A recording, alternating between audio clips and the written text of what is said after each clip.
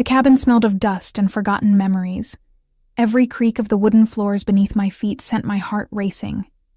A constant reminder that I didn't belong here.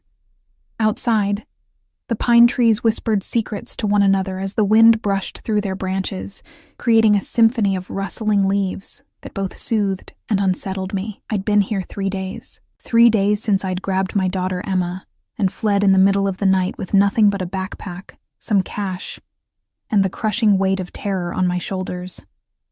3 days of jumping at every sound, of hushing Emma's innocent questions about when we could go home, of forcing myself to eat just enough to keep going. The cabin had been my grandfather's hunting retreat, abandoned for years after his death. No one in my family had wanted it. Too remote, too rustic, too many memories. Perfect for disappearing, perfect for hiding from a man who controlled half the city with a whisper. "Mommy, I'm thirsty." Emma's small voice called from the threadbare couch, where she sat clutching the stuffed rabbit I'd managed to grab during our escape. "Coming, sweetheart," I said, my voice steadier than I felt as I filled a plastic cup from our dwindling supply of bottled water. At 4 years old, Emma was too young to understand why we'd left our apartment, why we couldn't call her friends, why Mommy flinched at every car that passed on the distant road. I handed her the cup, brushing a strand of dark hair, so like her father's, from her forehead. The thought of Ryan sent a familiar ache through my chest. He'd been gone 2 years now, killed in what the police called a random mugging. I knew better. Nothing in Ryan's life had been random, especially the debts he'd accumulated with the wrong people. Debts I'd discovered were still very much unpaid. "Can we go outside today?" Emma asked, her innocent eyes wide with hope. "I want to see the squirrels again." "Not today, baby. It's too cold." The lie tasted bitter on my tongue. The autumn day was actually perfect, crisp and golden, the kind Ryan and I used to spend walking through the park before Emma was born, before everything fell apart. A sudden vibration from my pocket made me freeze. The burner phone I'd purchased with cash at a truck stop 3 towns over rarely made any sound. I'd given the number to no one. With trembling fingers, I pulled it out. One new text message from an unknown number. "Running was a mistake, Olivia. My lungs forgot how to work." The room tilted sideways. How? How had he found me? I'd been so careful. Cash only. Back roads. No contact with anyone from my old life. "Mommy? Your face looks funny." Emma's voice seemed to come from far away. I forced a smile. "I'm okay, sweetie. Why don't you draw a picture for a while? Use the crayons we bought yesterday."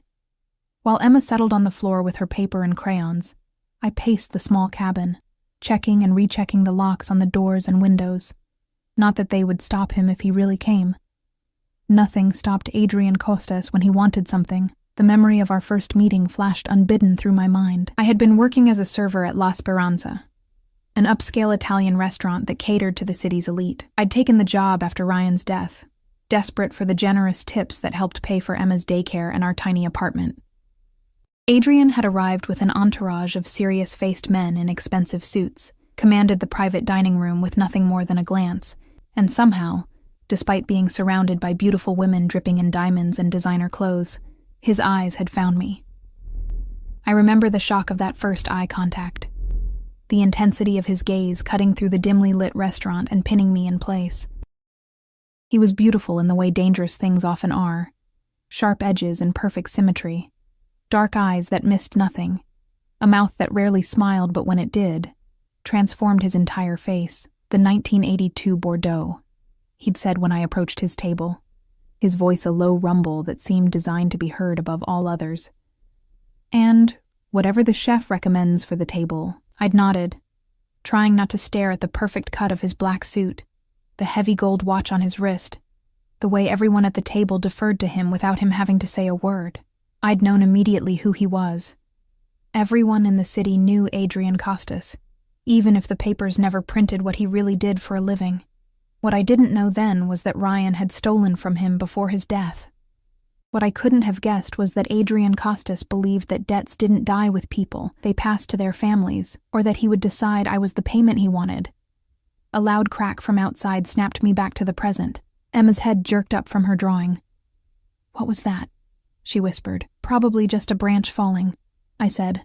but my body was already moving, gathering Emma and pulling her toward the tiny bedroom at the back of the cabin. "Let's play a game, okay? Hide and seek. You need to be very quiet and hide under the bed until I come get you." "But I'm drawing—" "Emma," I said, my voice sharper than I intended.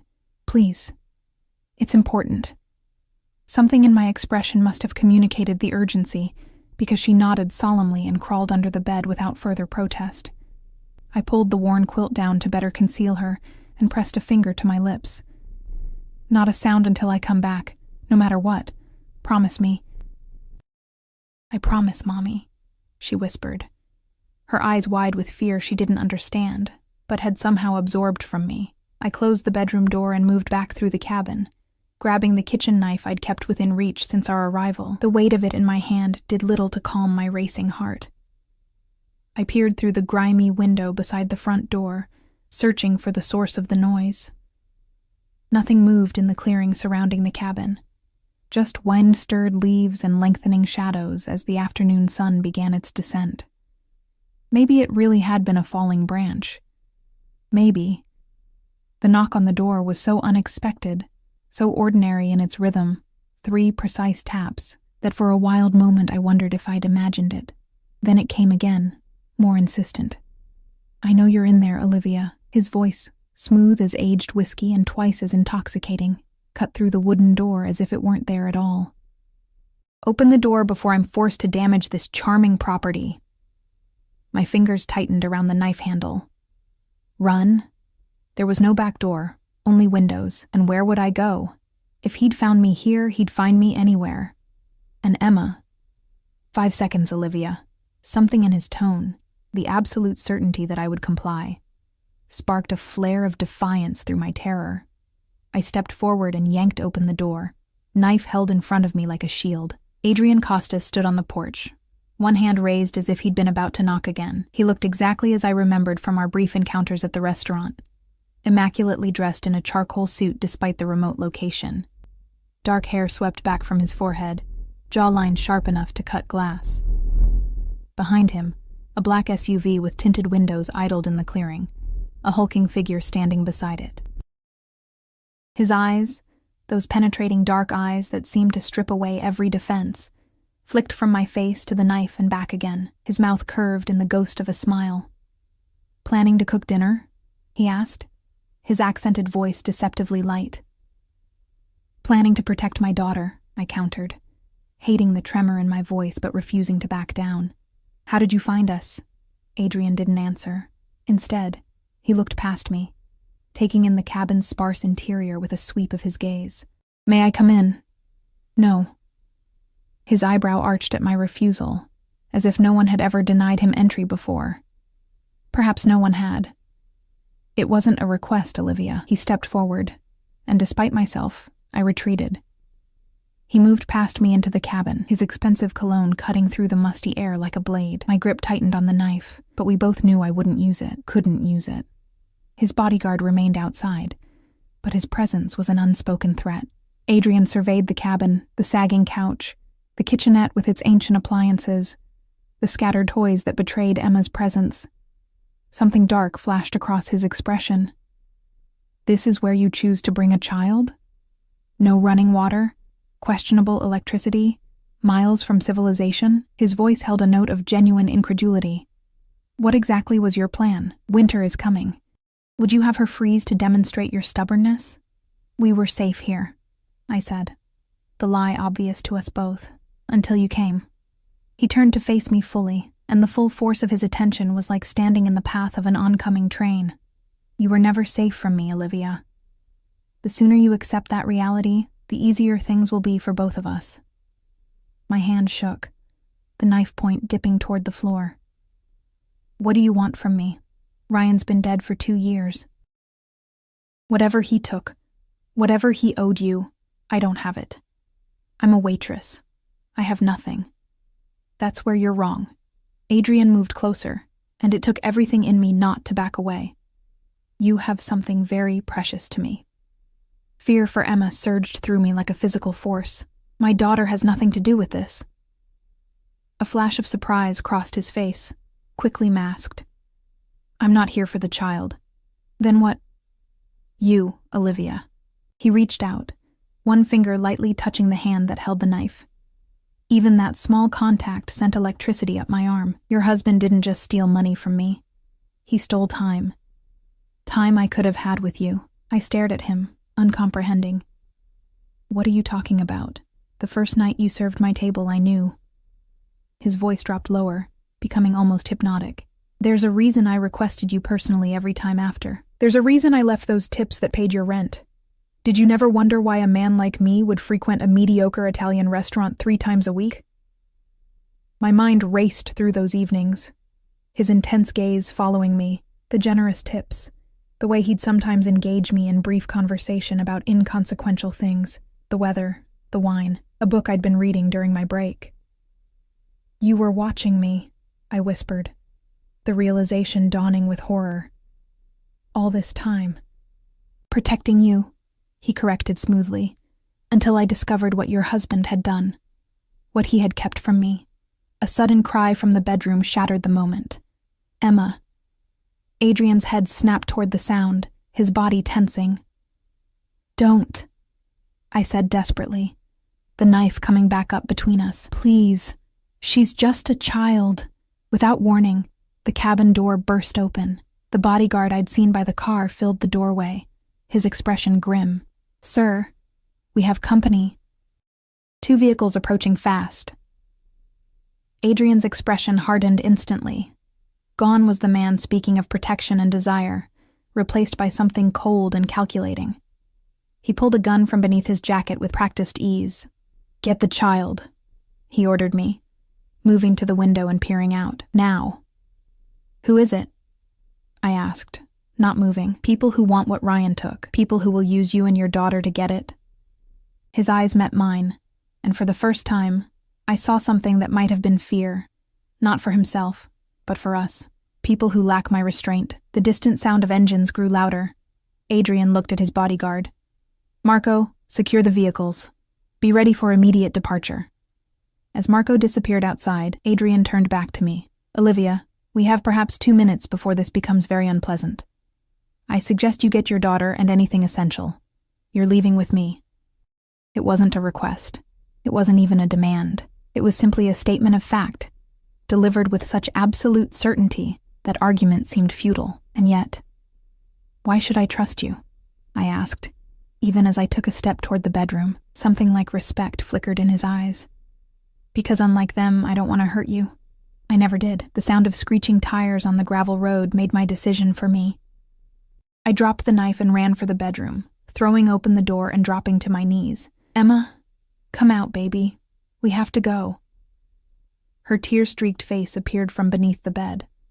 Are the bad men here? The question stopped my heart. What bad men, Emma? The ones Daddy said would come if we weren't careful. The ones who hurt him.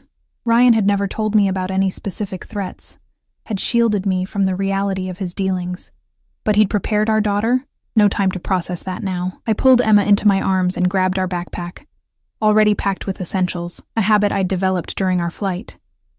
When we emerged from the bedroom, Adrian was by the door, gun at his side, face set in hard lines as he looked out the window. He turned when he heard us, his expression softening almost imperceptibly at the sight of Emma clutching her stuffed rabbit. Hello, little one, he said, his voice gentler than I'd ever heard it. Emma buried her face in my neck, refusing to look at him. We need to move, Adrian said to me, all business again. Stay behind me. When we reach the SUV, get in the back seat with her and keep down. A gunshot cracked through the air outside, making me jump and Emma whimper. Adrian cursed under his breath. Change of plans. Back door? There isn't one, I said, panic rising in my throat. His eyes narrowed as he calculated options. Bathroom window? Too small. Another shot rang out, closer this time. Adrian made a decision. Kitchen window. Now. He moved with us to the kitchen, where a small window overlooked the dense woods behind the cabin. With the butt of his gun, he smashed the glass, clearing the frame of shards. I'll go first, then take Emma, he said, holstering his weapon and hoisting himself through the opening with a grace that belied his size. From outside, he reached back in. Give me the child. I hesitated only a moment before lifting Emma toward the window. "It's okay, baby. This man is going to help us." "I don't want to go with him," she cried, clinging to me. "Emma, please," I begged. "Remember how we practiced being brave? I need you to be brave now." Something in my voice must have reached her because she reluctantly loosened her grip, allowing Adrian to take her through the window. I heard him murmuring something to her, soft, reassuring words I couldn't make out, before his hands appeared again for me. I grabbed our backpack and his hands, letting him pull me through the window with surprising strength. We found ourselves in a small clearing, the woods just yards away. "This way," Adrian said, already moving with Emma in his arms. She looked tiny and vulnerable against his broad chest, her eyes wide with fear as she reached for me. I followed them into the tree line just as shouts erupted from the front of the cabin. Heavy footsteps, the crack of the front door being kicked in. Whoever they were, they had arrived. "Down!" Adrian hissed, pulling me to a crouch behind a fallen log. He set Emma beside me, one hand on her head in a strangely protective gesture. "Stay here. Don't move until I return." "You're leaving us?" I whispered, panic clawing at my throat. His dark eyes met mine with an intensity that stole my breath. "I'm eliminating a threat to what's mine. I'll be back for you." Before I could process the possessive claim or the deadly promise in those words, he was gone, moving silently through the trees toward the cabin and whatever waited there. Emma's small hand found mine, squeezing with a strength born of terror. I pulled her close, breathing in the scent of her hair, wondering how my life had spiraled to this point. Crouching in the woods, depending on the protection of a man who terrified me almost as much as the unknown men hunting us. In that moment, I knew with complete certainty nothing would ever be the same again. The forest grew darker as twilight descended, transforming familiar shapes into looming shadows. Emma trembled against me, her small body radiating fear as gunshots echoed from the direction of the cabin. I covered her ears and whispered reassurances I didn't believe myself, counting seconds that stretched into minutes that felt like hours. "When can we go home, Mommy?" she whispered against my neck, her voice so small it fractured something inside me. "Soon, baby," I lied, stroking her hair. "What home?" Our apartment wasn't safe. The cabin was compromised. I had nowhere to take her, no way to protect her on my own. The sudden silence was almost worse than the gunfire. I strained to hear anything, voices, footsteps, the rumble of car engines, but the forest had gone eerily quiet, as if holding its breath. "Stay here," I whispered to Emma, settling her behind the fallen log. "Don't move. Don't make a sound. I'm going to look." Her fingers clutched desperately at my jacket. "Don't leave me. I'll be right back. Count to 100, okay? By the time you finish, I'll be back." She nodded reluctantly, her lips moving silently as she began counting. I squeezed her hand once before rising to a crouch and moving carefully toward the edge of the trees. Staying low and in the shadows, the cabin was still standing, but the front door hung askew on broken hinges. No movement, no sound.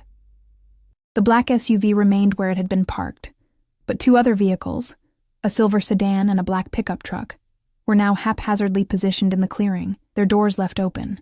I was so focused on the scene before me that I didn't hear him approach until his hand closed over my mouth from behind. I fought instinctively, twisting and striking backward with my elbow, but my attack met solid muscle that didn't yield.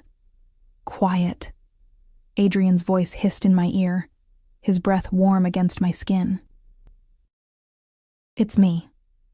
He released me slowly, and I turned to find him looking much less immaculate than before. A smear of blood stained his white shirt cuff, and a darkening bruise was forming along his jaw.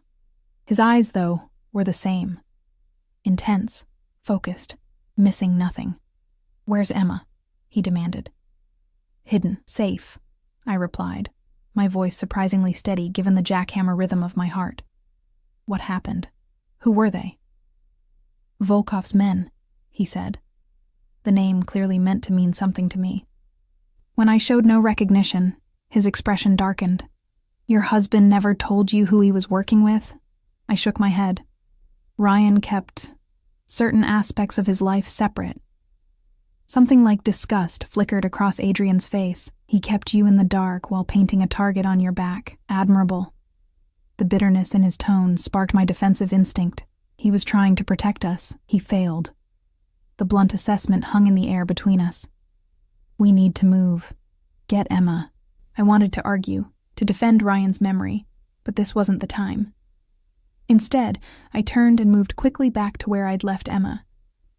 She had curled into a tight ball behind the log, still counting quietly, her eyes squeezed shut. 78, 79, 80, Emma, I whispered, touching her shoulder gently. Her eyes flew open, relief washing over her face as she launched herself into my arms. You came back.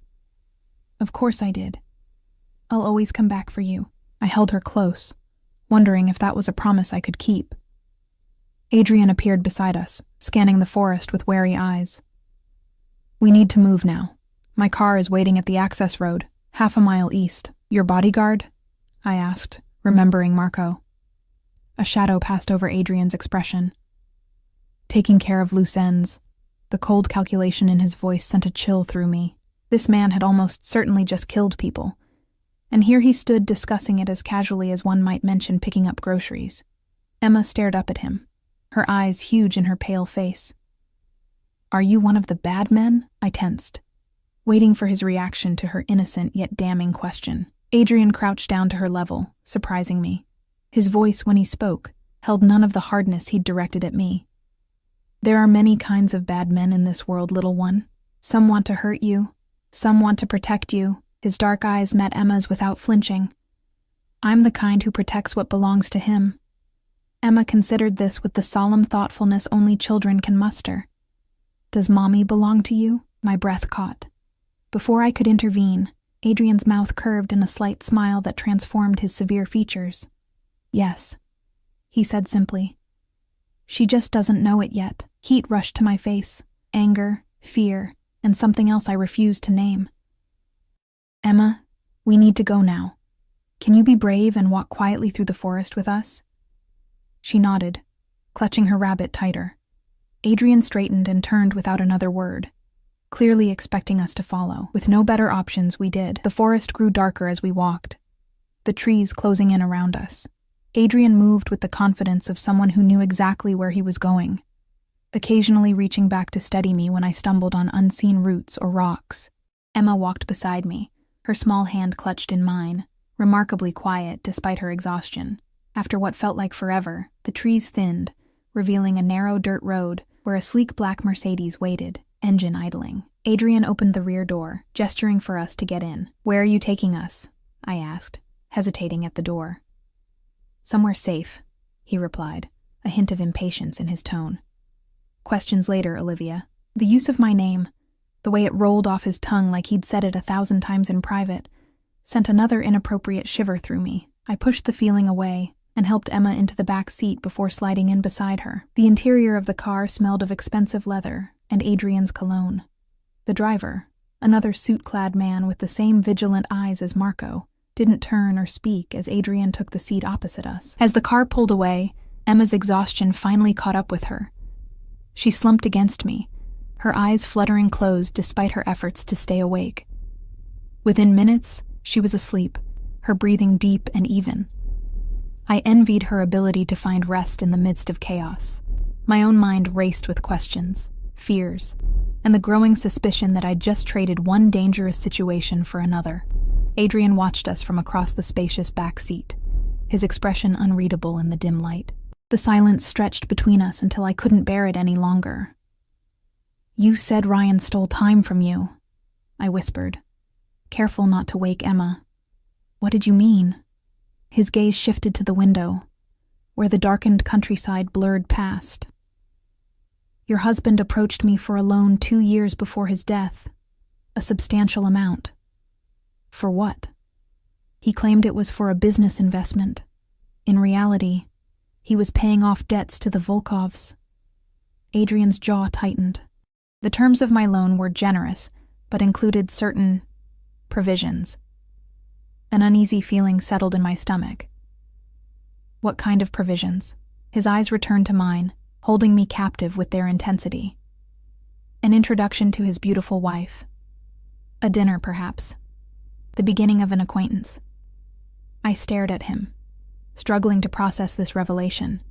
You're saying Ryan agreed to… what? Pimp out his wife to settle a debt? No. Adrian's voice sharpened.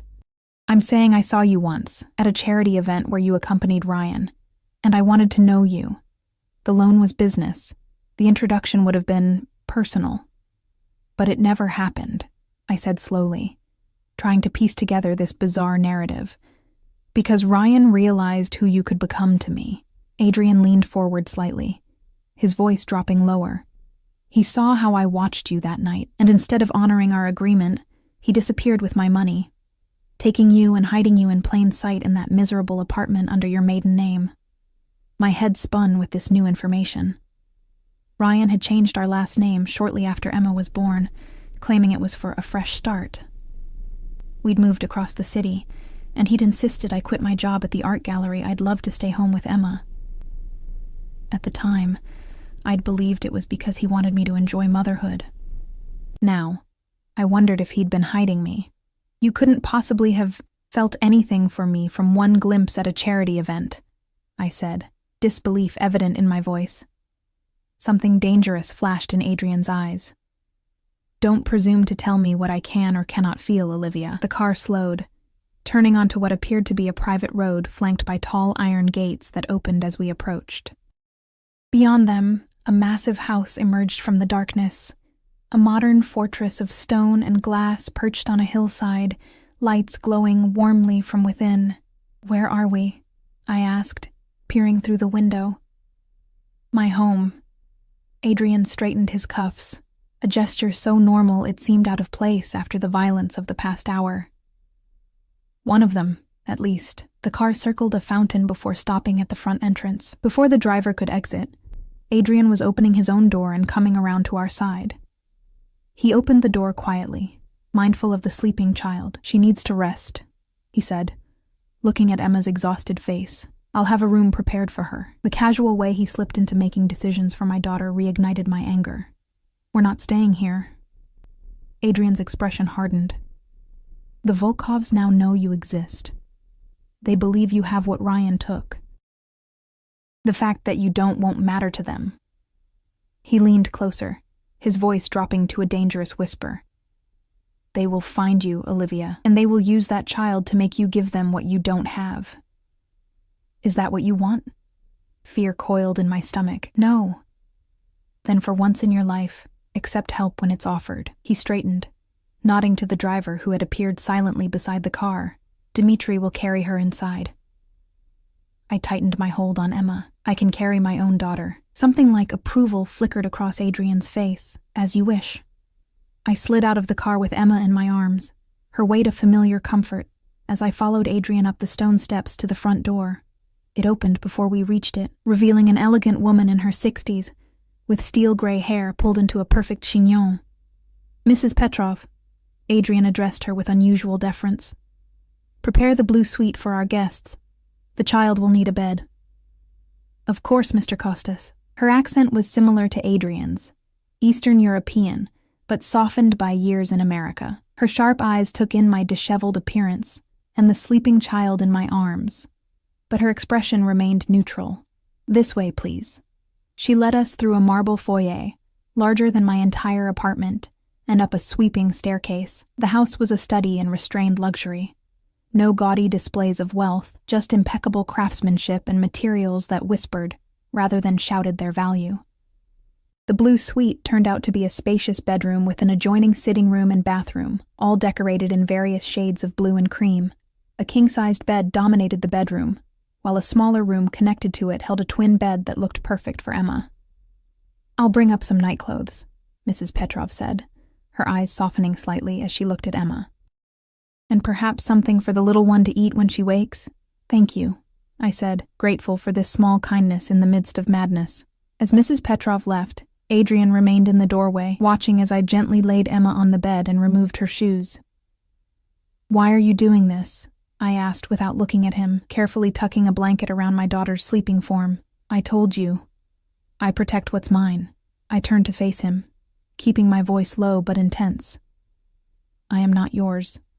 I never agreed to be the payment for Ryan's debt. Adrian's expression remained impassive, but something dark and possessive flickered in his eyes.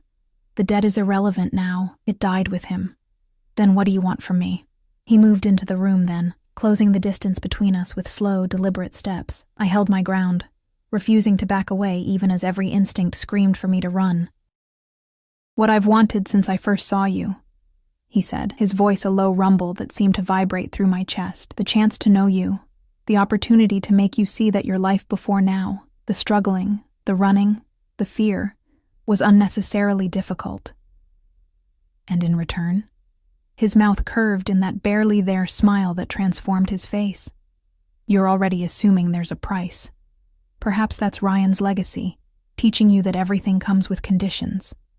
He reached out, one finger lightly tracing the line of my jaw. Rest tonight. Tomorrow we'll talk properly.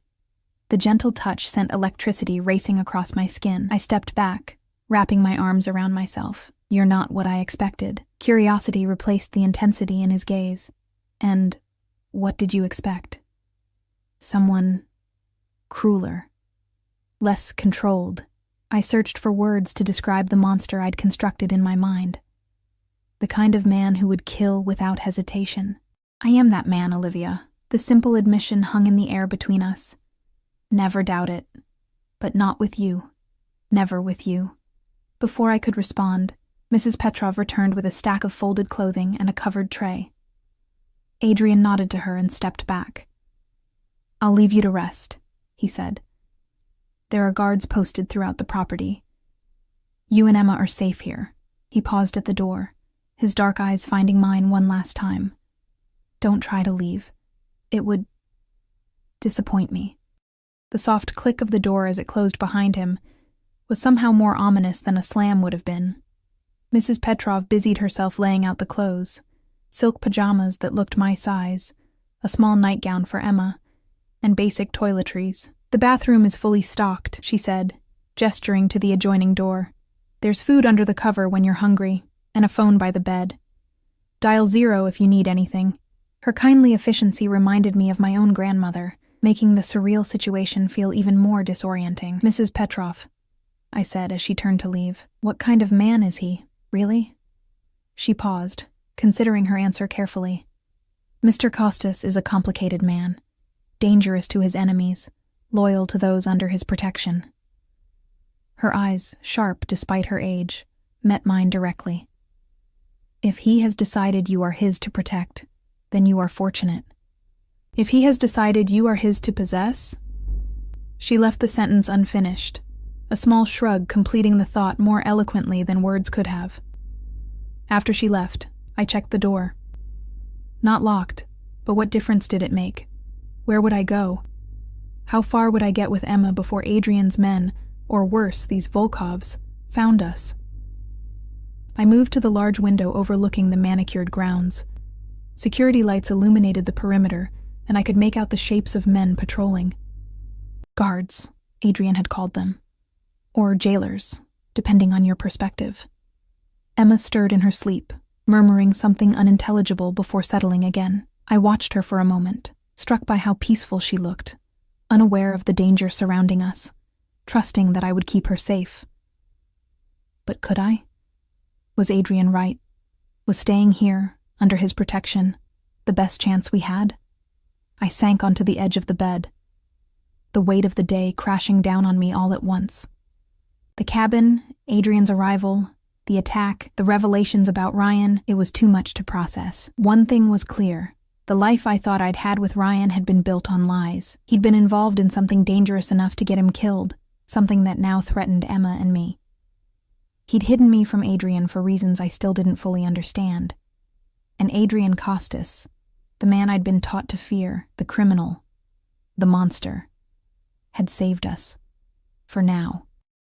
The question that haunted me as exhaustion pulled me toward unwilling sleep was simple. At what price?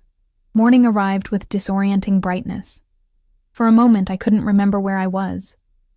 The softness of the bed, the quality of light filtering through unfamiliar curtains, the silence unmarred by city noise all felt wrong. Then memory crashed back. The cabin, the attack, Adrian Costas. I sat up with a jolt, looking for Emma. Her side of the bed was empty, the covers thrown back. Panic surged through me as I scrambled out of bed, calling her name. "Emma! Emma!" The door to the small adjoining room stood open. I rushed through it to find a perfectly appointed child's bedroom, but no Emma. My heart hammering, I was about to run into the hallway when the main door opened. Mrs. Petrov entered carrying a breakfast tray, her expression mildly surprised at finding me wild-eyed and frantic. "Your daughter is having breakfast with Mr. Kostas on the terrace," she said calmly, setting down the tray. She woke early and was quite insistent about exploring. "Mr. Kostas thought it best to let you sleep." Relief made my knees weak, quickly followed by indignation. He had no right to take her without asking me. Mrs. Petrov's expression remained neutral, but something like sympathy flickered in her eyes. "Perhaps you should tell him that yourself. The terrace is at the end of the hall, through the double doors." I glanced down at my borrowed silk pajamas, midnight blue, perfectly fitting, and far too revealing for a confrontation. "I need to change first. There are clothes in the closet that should fit you. Mr. Kostas had them brought in this morning."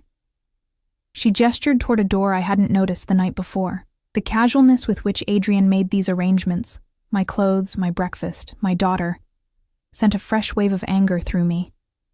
I thanked Mrs. Petrov stiffly and waited for her to leave before investigating the closet. Inside hung a selection of clothing that was both beautiful and practical: jeans in my size, cashmere sweaters, blouses in silk and cotton.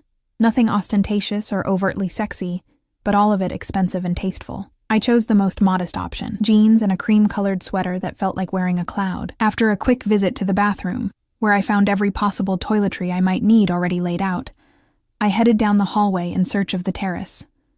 The morning light revealed details of Adrian's home I'd missed in the darkness: the original artwork on the walls, the antiques mixed with modern furnishings, the overall sense of masculine elegance without ostentation. This was not the gaudy display of new money I might have expected from a man in Adrian's position. It spoke of old wealth, cultivated taste, and a confidence that didn't need to announce itself. I pushed open the double doors at the end of the hall and stepped onto a stone terrace overlooking a manicured garden that gave way to forest beyond. The view was spectacular, the morning sun casting long shadows across the rolling landscape. And there, at a table set with china and silver, sat Adrian Kostas with my daughter on his lap. Emma was giggling as he helped her spear a piece of fruit with her fork, his dark head bent close to her blonde one in a tableau of domestic intimacy that stopped me in my tracks. The sight was so incongruous, this dangerous man being gentle with my child, that I couldn't immediately reconcile it with the Adrian I'd glimpsed last night. Emma spotted me first. "Mommy," she called, wriggling off Adrian's lap and running to me. "Mr. Adrian has strawberries and chocolate milk." I crouched to hug her, scanning her face for any sign of distress, but found only the excited flush of a child being indulged with treats. "Did you sleep well, baby?" She nodded enthusiastically. "I have my own room with stars on the ceiling, and Mrs. Petrov found me a new dress." She twirled to show off a simple blue dress I'd never seen before. "It's beautiful," I said, rising to my feet and turning my attention to Adrian, who had stood when I appeared. He looked as immaculate as ever, in dark trousers and a white shirt, open at the collar. Casual for him, I supposed, but still more formal than most men's business attire. "You should have woken me," I said, unable to keep the edge from my voice. "You needed rest." He gestured to the empty chair across from his. "Join us for breakfast." It wasn't a request, but I was too hungry to refuse on principle. I took the seat, lifting Emma onto my lap when she rushed back to the table. A server appeared as if conjured, pouring coffee into a delicate cup before silently withdrawing. Adrian watched me over the rim of his own cup, those dark eyes missing nothing. "Your daughter is quite intelligent," he said, his accent more pronounced in the morning light. "She's been teaching me about her rabbit's adventures." Emma nodded solemnly. "Mr. Flopsy has been to the moon," she informed me with absolute conviction. I smoothed her hair, still tangled from sleep. "I'm sure Mr. Kostas has more important things to do than hear about Mr. Flopsy," I said carefully. "On the contrary," Adrian replied, setting down his cup. "I found her stories fascinating, particularly the parts about her father." My hand stilled in Emma's hair. What did she tell you? Instead of answering directly, Adrian turned to Emma with a gentle smile that transformed his severe features. Perhaps you'd like to see the horses, little one? Mrs. Petrov can take you. Emma's eyes widened. You have horses? 3. And I believe one of them would be very happy to meet you. Can I, Mommy? Emma turned to me, her excitement palpable. I hesitated, torn between keeping her close and allowing her this small joy after days of fear and confinement. I'll be able to see her from here the entire time, Adrian said quietly, accurately reading my concerns. The stables are just beyond that garden wall. She'll be perfectly safe. After a moment's more hesitation, I nodded. Okay, but listen to Mrs. Petrov, and don't go near the horses without her. Emma was already scrambling off my lap. Adrian pressed a small button on the table, and within moments, Mrs. Petrov appeared as if she'd been waiting nearby. After brief instructions from Adrian, she took Emma's hand and led her down the stone steps into the garden, Emma chattering excitedly the entire way. As soon as they were out of earshot, I turned to Adrian. What did she tell you about Ryan? He refilled my coffee cup before answering, a strangely domestic gesture from such a dangerous man. She said her father taught her a game called hiding, and that sometimes bad men might come, and if they did, she should hide and not make a sound until you or her father came for her. His eyes met mine across the table. A rather specific thing to teach a 4-year-old, wouldn't you say? A chill ran through me despite the morning warmth. I didn't know he'd told her that. Your husband kept many secrets, it seems. Adrian's tone was neutral, but something darker lurked beneath the surface. Did you never wonder where the money came from? The apartment, the clothes, the toys for Emma? I stared down at my coffee, shame and anger mixing into a toxic brew. Of course I wondered, but whenever I asked, he'd get defensive or change the subject. After a while, I just stopped asking. Easier that way, Adrian observed. No judgment in his tone. Until it wasn't. My head snapped up. You don't get to criticize my marriage. You didn't know Ryan. You didn't know us. I knew enough. Adrian leaned forward slightly, his intensity sharpening. I knew he was working for the Volkovs while pretending to be a legitimate businessman. I knew he stole from them, then came to me for protection in the form of a loan. And I knew, from the moment he saw how I looked at you, that he would never honor our arrangement. This arrangement, this introduction you wanted, what exactly did it entail? I challenged, unable to stop myself. Were you planning to what? Court me? Seduce me? While I was married to another man? Something dangerous flashed in Adrian's eyes. There and gone so quickly I might have imagined it. I wanted the opportunity to know you. To allow you to know me. What happened after that would have been your choice. My choice, I repeated skeptically. Does anyone really have choices around you, Adrian? Or do they just have the illusion of choice while you manipulate circumstances to get what you want? A small smile curved his mouth. You're not afraid to speak your mind. I like that. The casual compliment threw me off balance. I took a sip of coffee to hide my confusion, using the moment to gather my thoughts. What did Ryan take from the Volkovs? I asked finally. Why are they after us now, years later? Adrian's expression grew more serious. Information. The kind that could destroy their organization and send several high-ranking members to prison. What kind of information? Names, dates, bank accounts, evidence of certain activities that cross lines even in our world. Adrian selected a piece of fruit from the platter before him, the mundane action at odds with the gravity of his words. Your husband was Volkov's bookkeeper. He had access to everything. I shook my head in disbelief. Ryan was an investment advisor. He worked for Meridian Financial. A convenient front. Meridian is owned by a shell company controlled by the Volkovs. It allows them to launder money through legitimate investments. Adrian studied my face. You truly didn't know. It wasn't a question, but I answered anyway. No, I didn't know. The magnitude of my ignorance crashed over me like a wave. So Ryan stole this information and then what? Blackmailed them? He tried. It went badly. Adrian's voice held no sympathy.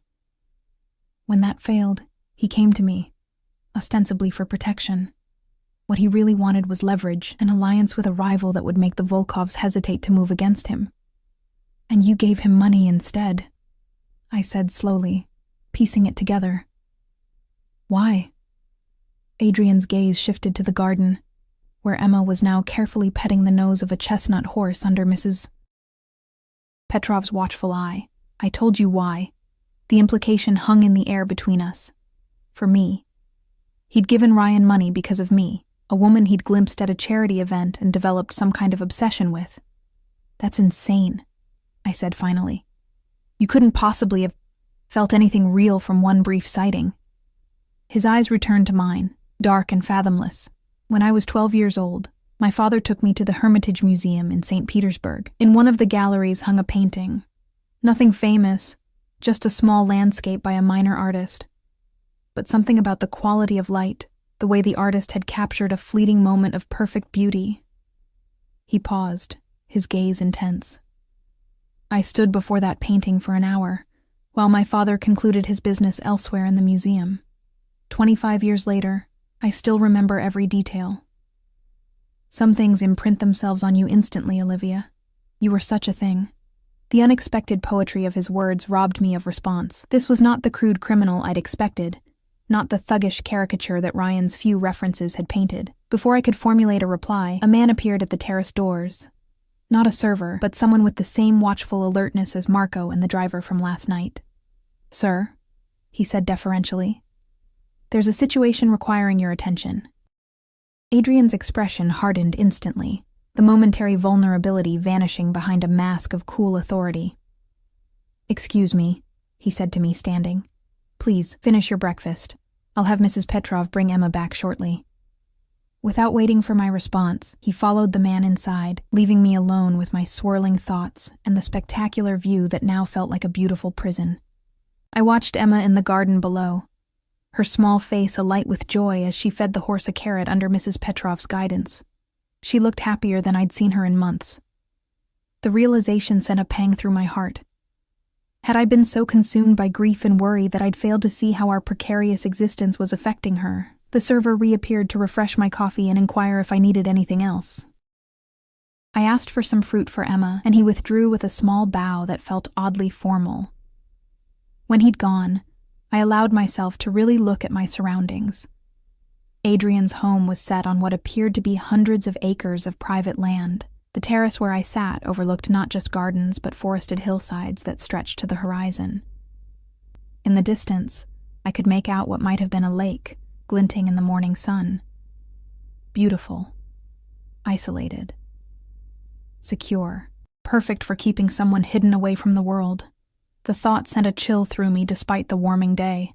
Was that Adrian's intention? To keep us here, hidden away like treasures in a private collection? The painting analogy he'd shared suddenly felt less romantic and more possessive. I was so lost in thought that I didn't hear him return until his voice came from behind me. You look troubled. I turned to find Adrian standing in the doorway, his expression unreadable.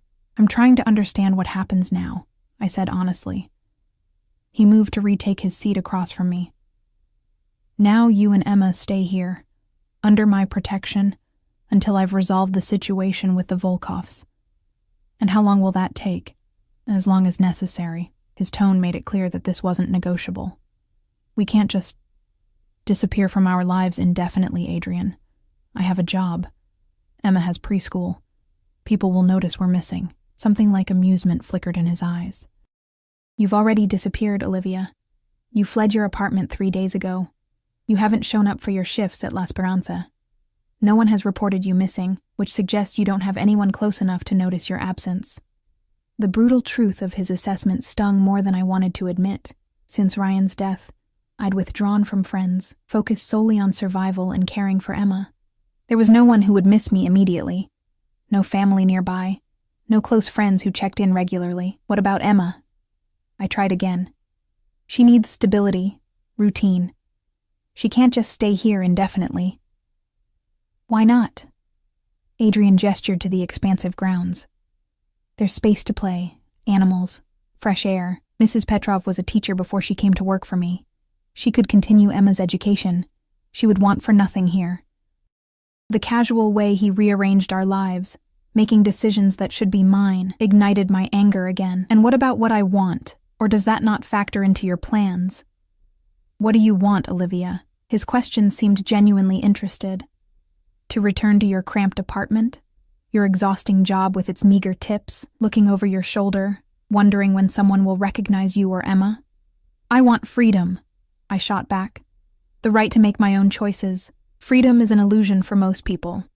They're constrained by poverty, by obligations, by the very systems they believe protect them. Adrian's voice held no judgment, only a matter-of-fact certainty. What I offer is security, protection for both you and Emma. At what price? I asked, the question that had haunted me last night finally spoken aloud. His dark eyes held mine. Is it so difficult to believe I might want to give you these things without demanding payment? Yes, I said simply. No one gives something for nothing. A sad smile curved his mouth. Ryan taught you that lesson well. The mention of my husband sparked fresh anger. Don't talk about him like you knew him. I knew him better than you did, it seems. Adrian's blunt response hit like a physical blow. The man you're defending kept you in the dark about his criminal activities, used you as a shield, and left you vulnerable to his enemies after his death. Are those the actions of someone who loved you? You have no right to question his love for me, I said. But the words sounded hollow even to my own ears. Adrian seemed to sense my wavering conviction. His voice softened slightly. I'm not asking you to vilify his memory, Olivia. I'm asking you to see the reality of your situation clearly, without the comforting fictions you've constructed. What reality is that? That you're alone. That the Volkovs believe you have something they want. That without my protection, you and Emma are in genuine danger. He leaned forward, his intensity drawing me in despite my resistance. And that I am offering you safety without conditions, asking only that you stay here where I can ensure it. Without conditions, I repeated skeptically. You expect me to believe you're doing all this, risking your own safety, bringing strangers into your home. Out of what? The goodness of your heart? Something dangerous flickered in his eyes. I didn't say my motives were altruistic. I want you here, Olivia. I've wanted you here since the moment I first saw you. The difference between me and the Volkovs, between me and Ryan, is that I won't take what isn't freely given. The raw honesty in his voice silenced my retort. Before I could formulate a response, the sound of Emma's laughter floated up from the garden. We both turned to see her racing across the lawn, with Mrs. Petrov following at a more sedate pace. She seems happy, Adrian observed quietly. I couldn't deny it. The carefree joy on my daughter's face was something I hadn't seen in too long. She's 4. Give her horses and strawberries and she's easily pleased. Perhaps there's wisdom in that simplicity, he said, rising as Emma burst onto the terrace, her cheeks flushed with excitement. Mommy, the horse's name is Duchess, and she let me pet her nose and it was so soft, and Mrs. Petrov says maybe tomorrow I can sit on her if you say it's okay. The words tumbled out in a breathless rush as she launched herself at me. I caught her, inhaling the clean scent of her hair, mixed with the earthy smell of horses. That sounds wonderful, baby. Did you say thank you to Mrs. Petrov? Emma nodded earnestly before turning to Adrian. Thank you for the horses, Mr. Adrian. Something in his expression softened as he looked at her, a genuine warmth that seemed at odds with everything I thought I knew about him. You're very welcome, little one. Perhaps later we can visit the lake as well. There are ducks that might appreciate some bread. Emma's eyes widened with delight, and she looked to me for confirmation. The hope in her face made my heart ache. How long had it been since she'd had a day without worry, without sensing my fear? We'll see, I said, not wanting to make promises I might not be able to keep. For now, let's have some more breakfast. I asked for fruit for you. As if on cue, the server reappeared with a small plate of sliced fruit arranged in the shape of a flower. Emma gasped with delight, her previous excitement about horses momentarily forgotten in the face of this new wonder. Adrian stepped back, watching our interaction with an intensity that made me uncomfortably aware of his presence. I have some business to attend to, he said finally.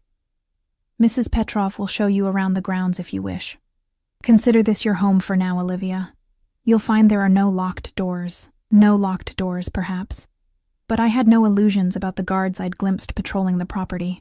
This beautiful estate was still a gilded cage. As if reading my thoughts, Adrian added softly. The security is to keep others out, not to keep you in.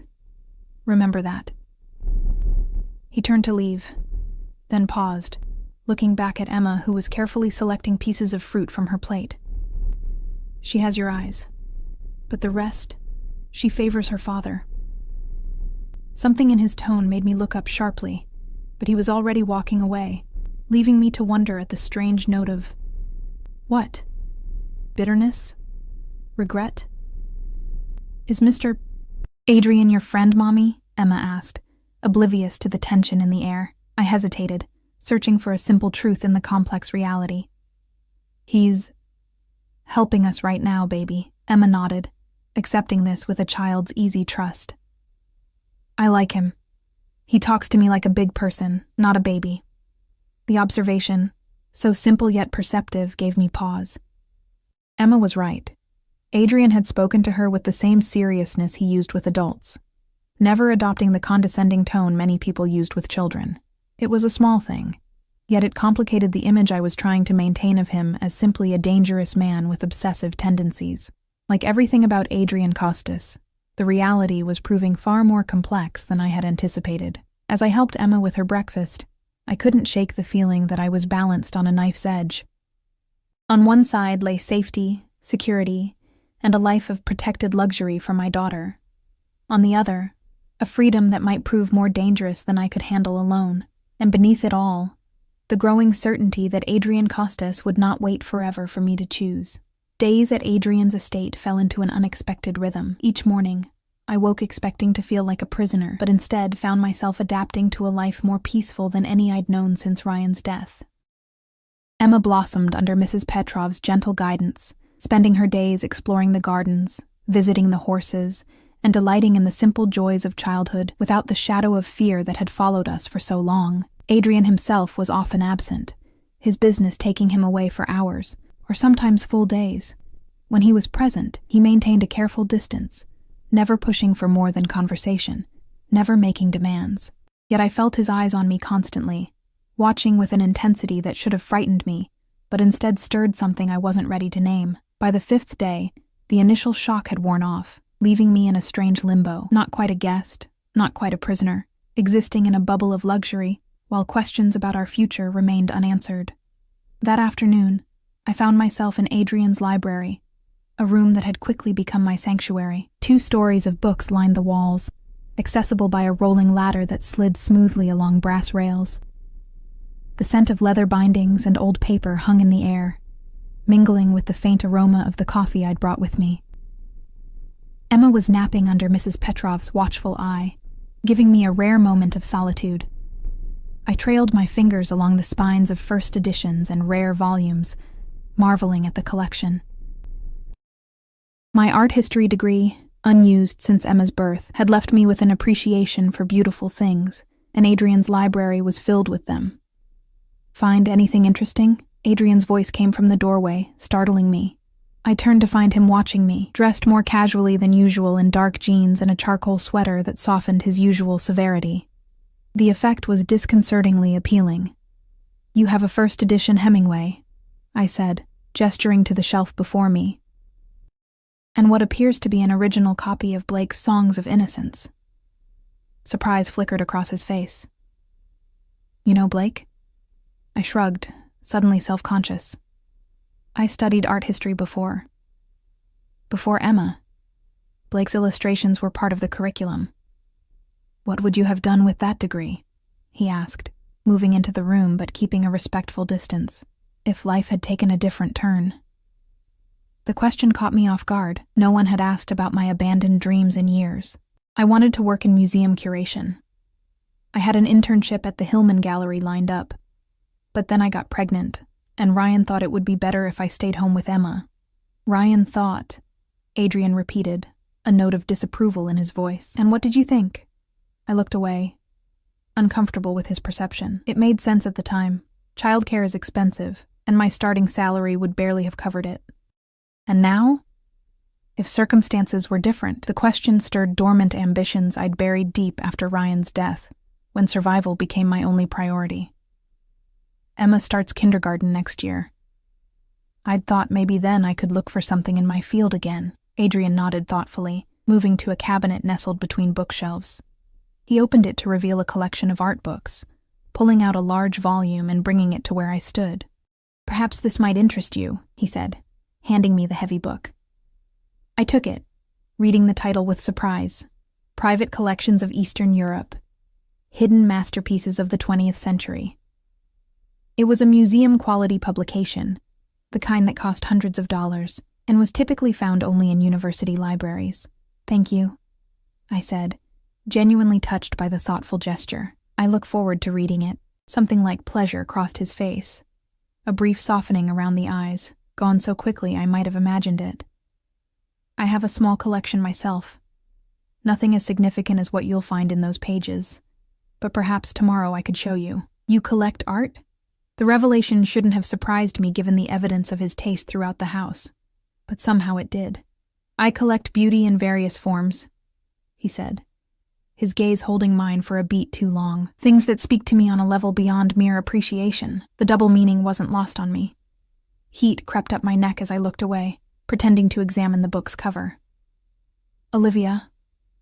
His voice softened, compelling me to meet his eyes again. "I've been patient. I've given you space to adjust, to see that my intentions toward you and Emma are honorable.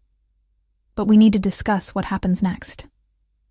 The moment I'd been both anticipating and dreading had arrived. I set the book aside, squaring my shoulders. "And what has happened next, Adrian? That depends on you."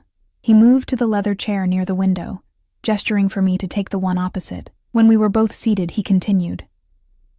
"The situation with the Volkovs is complicated. They believe you have the information Ryan stole, or at least know where it is. I've told you, I don't know anything about any information," I said, frustration coloring my voice. "Ryan never told me about his work with them." "I believe you." Adrian's steady gaze conveyed his sincerity. "But they won't. Not without proof." A chill ran through me. "What kind of proof?" "The kind that would satisfy men who deal in absolute certainty." His jaw tightened.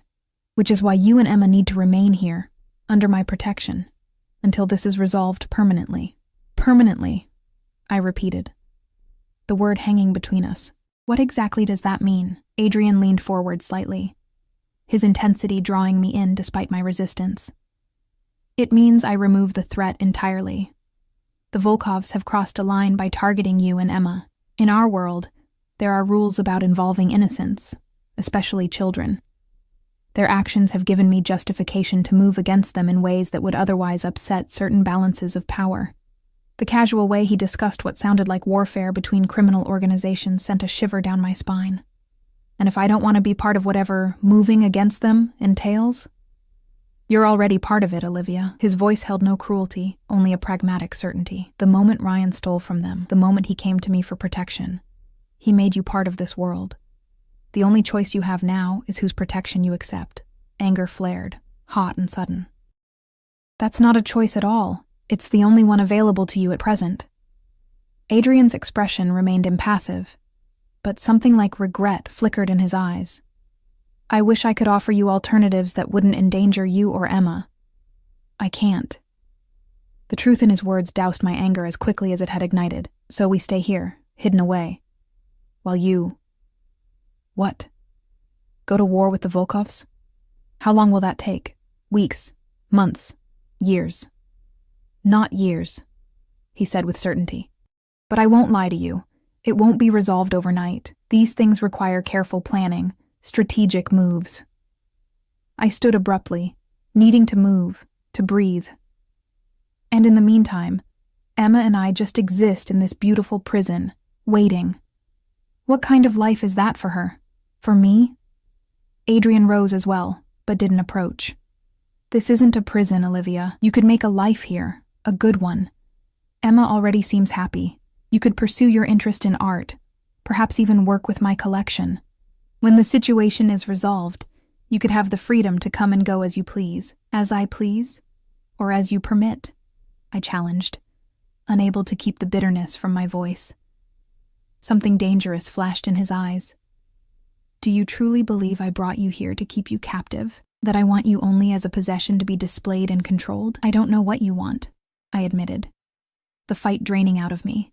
You speak of protection, of safety, but there's more. I see it in the way you look at me. I hear it in your voice when you talk about Ryan. Adrian was silent for a long moment, his expression unreadable. When he finally spoke, his voice was lower, more intimate. What I want is simple, if not easy. I want you to choose me, Olivia. Not because you need my protection, or because you have no alternatives, but because you want me as I want you. The raw honesty in his voice left me speechless. This wasn't the negotiation of a mafia boss or the manipulation of a captor. This was the confession of a man who had harbored feelings I couldn't begin to comprehend, feelings that had apparently begun with a single glimpse across a crowded room and survived years of absence. I barely know you, I said finally, my voice barely above a whisper. Then know me? He took a step toward me, still maintaining enough distance that I didn't feel crowded. Ask me anything. I will answer with complete honesty. The offer hung in the air between us. Part of me wanted to retreat, to maintain the emotional distance I'd cultivated since our arrival. But another part, a part I'd thought died with Ryan, was undeniably curious about the complex man before me. Why me? I asked, the question that had plagued me since that night at the cabin. Of all the women in the world, why fixate on a glimpse of someone at a charity event? He considered the question with the seriousness it deserved. I've asked myself the same thing many times. The simple answer is that I don't know why you affected me so powerfully. I only know that you did. He moved to the window, looking out at the gardens where Emma had played earlier. I saw you across that ballroom, laughing at something Ryan said. There was a quality to your smile, a genuineness that seemed out of place in a room full of people playing parts. You weren't trying to impress anyone. You weren't calculating your next move. You were simply present, luminous in your authenticity. His description made me uncomfortable. I wasn't the luminous creature he described. I was just me. You've built me up in your mind to be something I'm not. Adrian turned back to me, his gaze direct. I don't think I have. The woman I've come to know these past days. The mother who would do anything to protect her child. The woman who stands her ground even when afraid. Who questions me when others wouldn't dare. She's exactly who I believed you to be. His words touched something deep inside me. A place starved for recognition. How long had it been since anyone had seen me, truly seen me, as more than Ryan's widow or Emma's mother? What about Emma?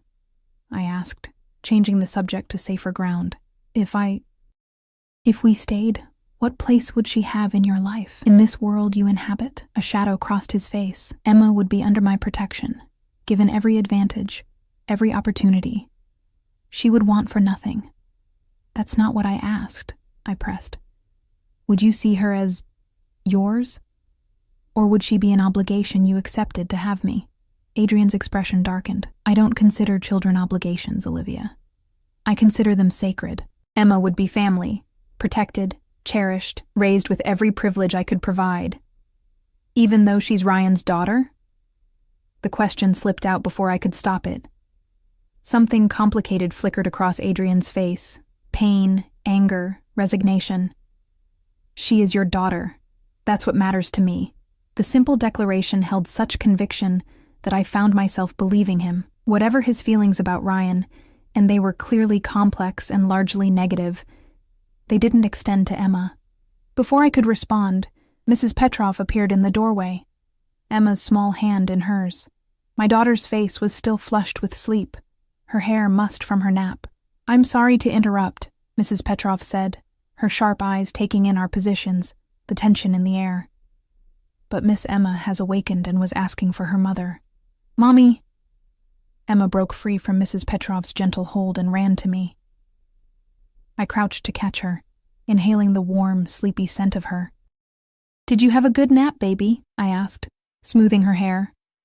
She nodded against my shoulder before pulling back to look at Adrian. "Mr. Adrian, can we see the ducks now? You promised yesterday." The transformation in Adrian's expression was remarkable. The intensity that had marked our conversation melted away, replaced by a gentleness I was still struggling to reconcile with what I knew of him. "If your mother agrees," he said, deferring to me with a respect that surprised me. Emma turned her pleading eyes to me. "Please, Mommy. Mrs. Petrov says I need a jacket 'cause it's getting cooler, but she found one for me already." I hesitated, looking from Emma's hopeful face to Adrian's carefully neutral one. This simple request represented so much more, an acceptance of our current situation, a step toward the life Adrian was offering. "All right," I said finally, rewarded by Emma's delighted squeal. "But only for a little while. It will be dinner time soon." Adrian's eyes met mine over Emma's head, gratitude evident in their dark depths. "Thank you," he said softly, and I knew he wasn't just thanking me for agreeing to the duck pond. The walk to the lake was almost painfully domestic. Emma skipped ahead on the stone path, stopping to examine interesting rocks or fallen leaves, while Adrian and I followed at a more sedate pace. Mrs. Petrov had provided a small bag of bread crusts for the ducks, which Emma clutched with the serious responsibility of a child entrusted with an important mission. "You have a beautiful home," I said, breaking the comfortable silence that had fallen between us. Adrian glanced at me, a hint of surprise in his expression. "Thank you. It's been in my family for 3 generations. My grandfather purchased it when he first came to America." "From Russia?" I asked, realizing how little I actually knew about him. "Ukraine, originally, then St. Petersburg." Something in his tone suggested complicated history. "My grandfather was resourceful in difficult times." "A diplomatic way of saying he was involved in the same line of work as you," I observed. A ghost of a smile touched his lips. "The family business has evolved over the years, but yes, essentially." "And your parents?" His expression shuddered slightly. "My father continued the tradition until his death 10 years ago. My mother passed when I was young." "I'm sorry," I said automatically, then added with more genuine feeling. "About your mother, I mean." Adrian nodded, acknowledging the clarification. "She was a remarkable woman. Strong, intelligent, cultured. She insisted I learn piano, literature, art appreciation, civilizing influences, she called them." His gaze drifted to Emma, who had run ahead to the edge of the small lake now visible through the trees. She would have liked Emma. The simple statement held such wistfulness that I found myself wondering about the man beneath the dangerous exterior, the boy who had lost his mother, the son who had been taught to appreciate beauty alongside whatever brutal lessons his father had imparted. We reached the lake just as Emma had begun tossing breadcrumbs to a pair of mallards that swam eagerly toward her. Her delighted laughter echoed across the water as more ducks appeared, quacking demandingly for their share. "Mommy, look! They're so hungry!"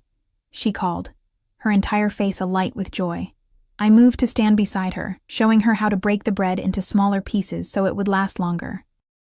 Adrian remained a few steps back, watching us with an expression I couldn't quite decipher.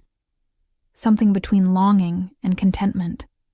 When Emma had exhausted her supply of bread, she turned her attention to the small dock that extended into the lake.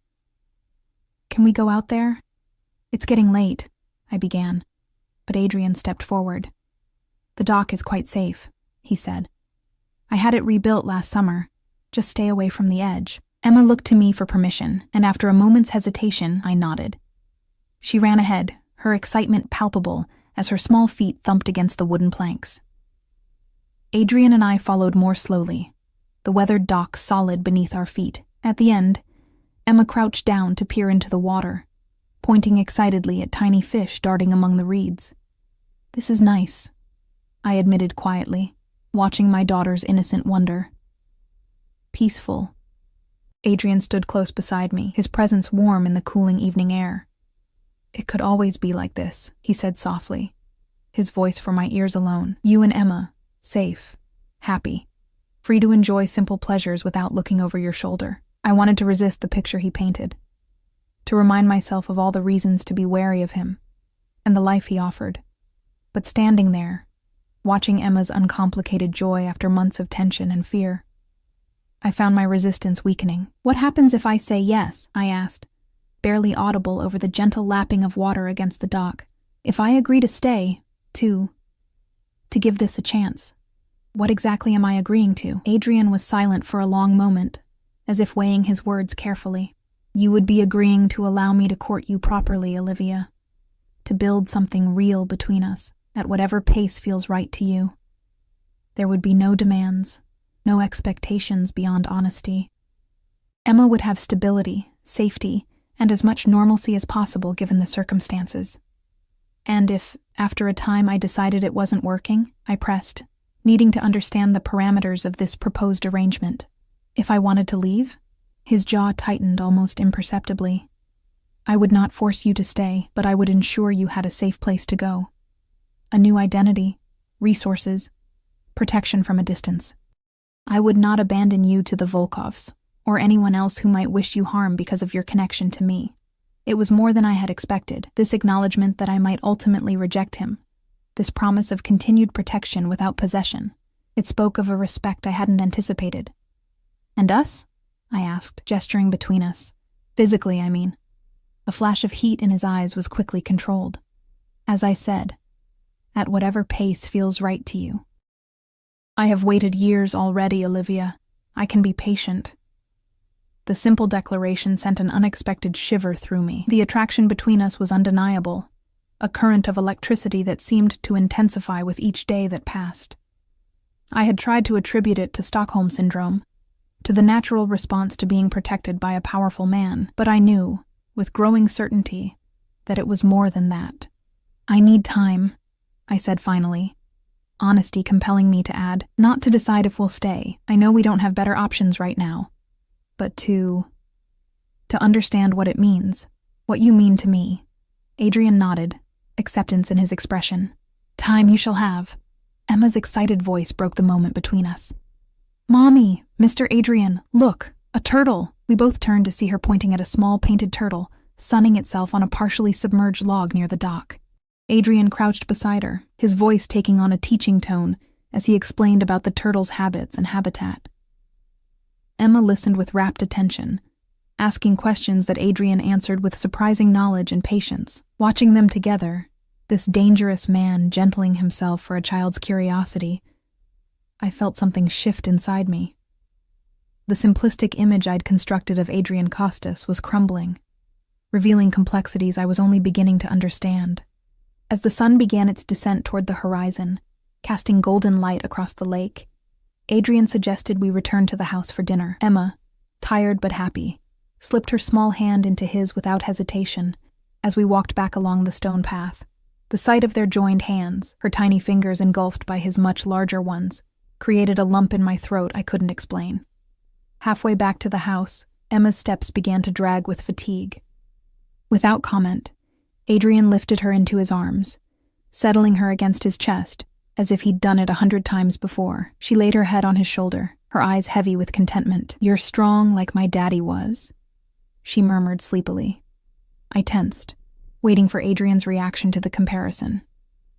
His expression flickered briefly, but his voice remained gentle when he replied, Is that so?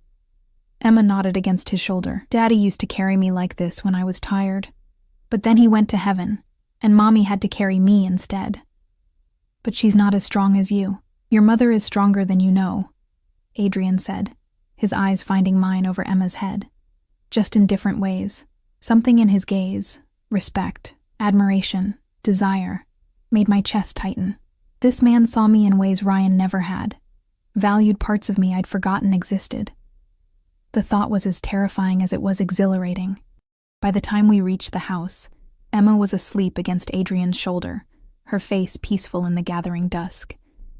He carried her all the way to her room, laying her gently on her bed, with a tenderness that made my heart ache. She didn't eat dinner, I whispered, standing in the doorway.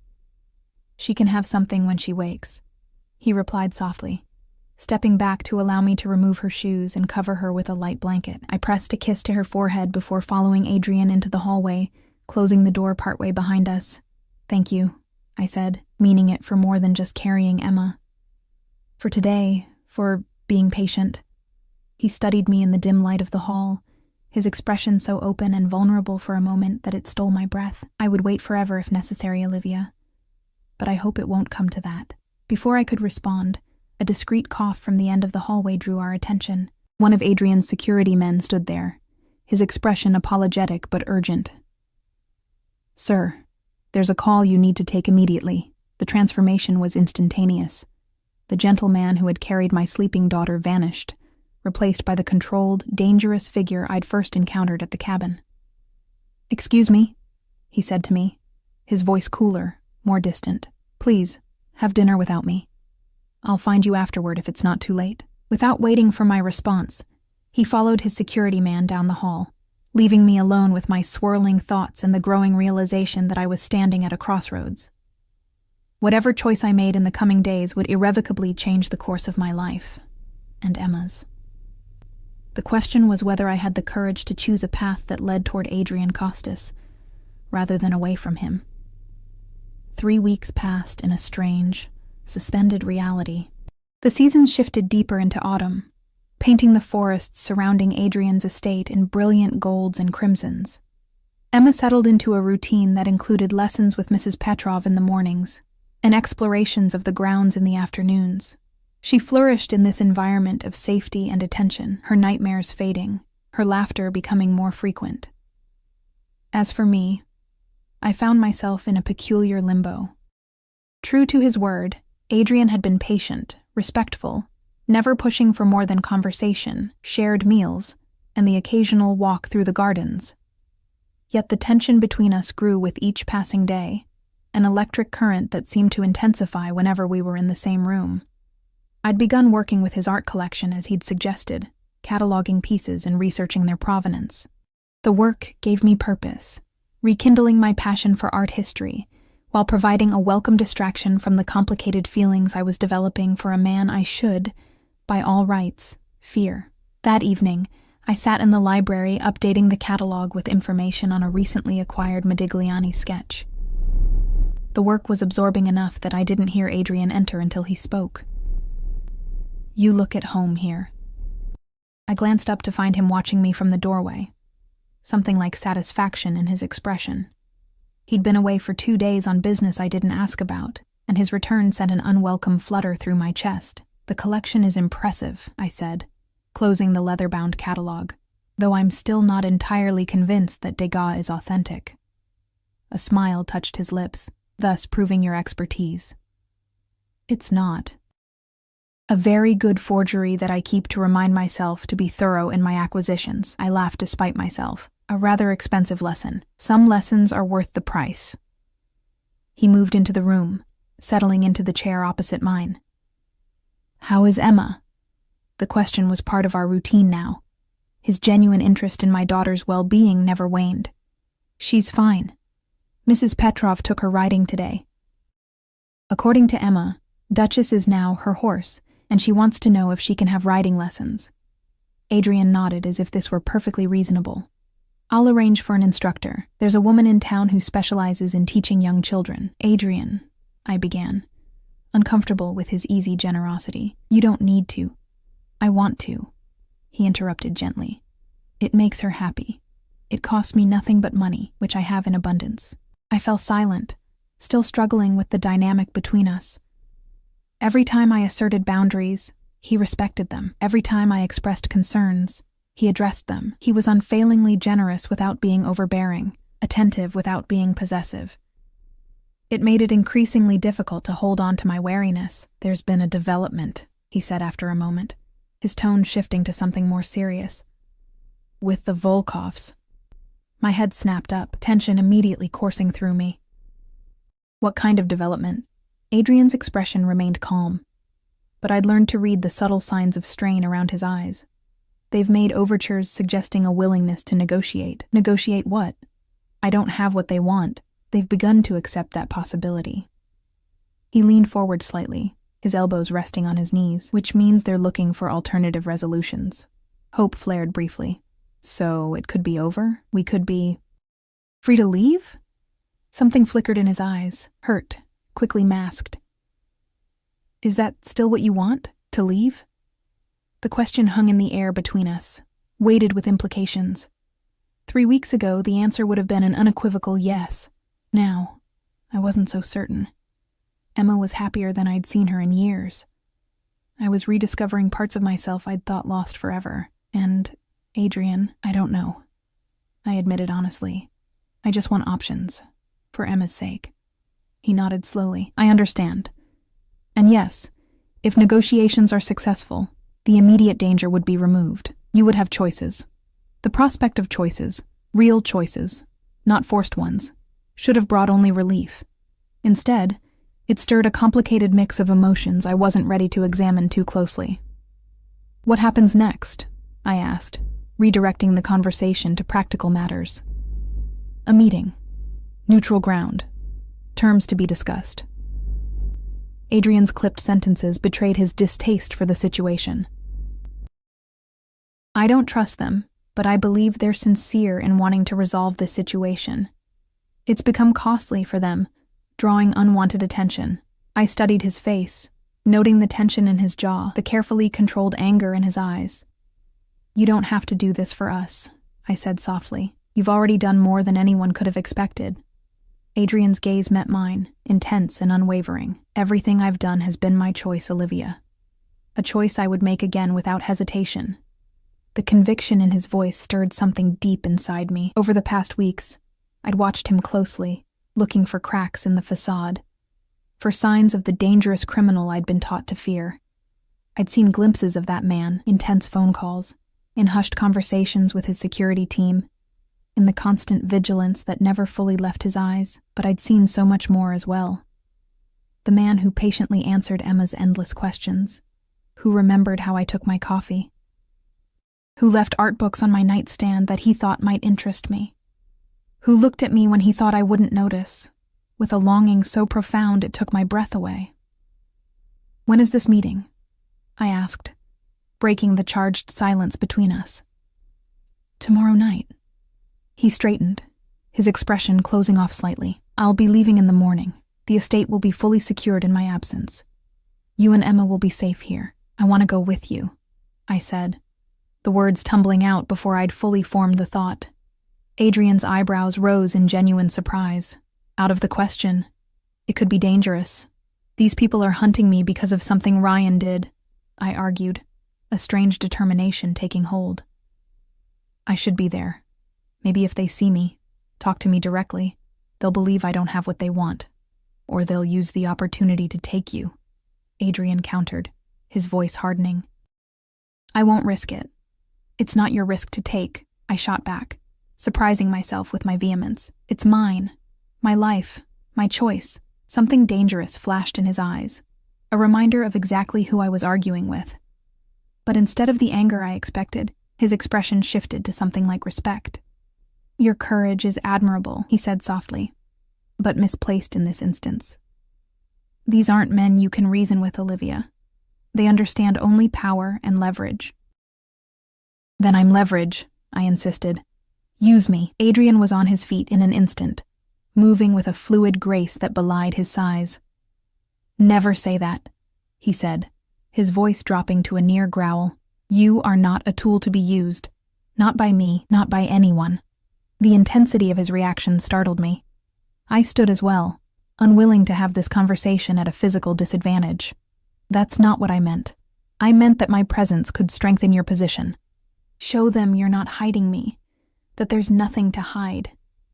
Adrian stepped closer, close enough that I could feel the heat radiating from his body, smell the subtle cologne that had become achingly familiar over the past weeks. And if something went wrong? He asked, his voice low and intense. If they took you? Hurt you? What then? You wouldn't let that happen, I said with a certainty that surprised us both. Something shifted in his expression. Surprise, followed by a fierce possessiveness that should have frightened me, but instead sent heat coursing through my veins. No, he agreed, his voice barely above a whisper. I wouldn't. We stood frozen in that moment, so close I could see the faint scar at his temple, the flecks of amber in his otherwise dark eyes. The tension between us had reached a breaking point, weeks of careful distance and growing attraction culminating in this charged silence. Adrian, I began, not even sure what I intended to say. He closed his eyes briefly as if gathering control. If you truly want to be present for this meeting, I will arrange it. But you will stay in the car until I determine it's safe. You will be surrounded by my security team at all times, and at the first sign of trouble, They will remove you immediately, regardless of your wishes. Those are my conditions. The concession was unexpected. I'd grown accustomed to his protectiveness, his tendency to make decisions he believed were in my best interest. This acknowledgement of my agency, however conditional, felt significant. "Thank you," I said simply. He nodded once, some of the tension leaving his shoulders. "Mrs. Petrov will stay with Emma. We'll leave at 9 tomorrow morning." The practical details settled, Adrian stepped back, restoring the careful distance he always maintained between us. "I should let you get back to your work," he said, gesturing to the forgotten catalog on the table.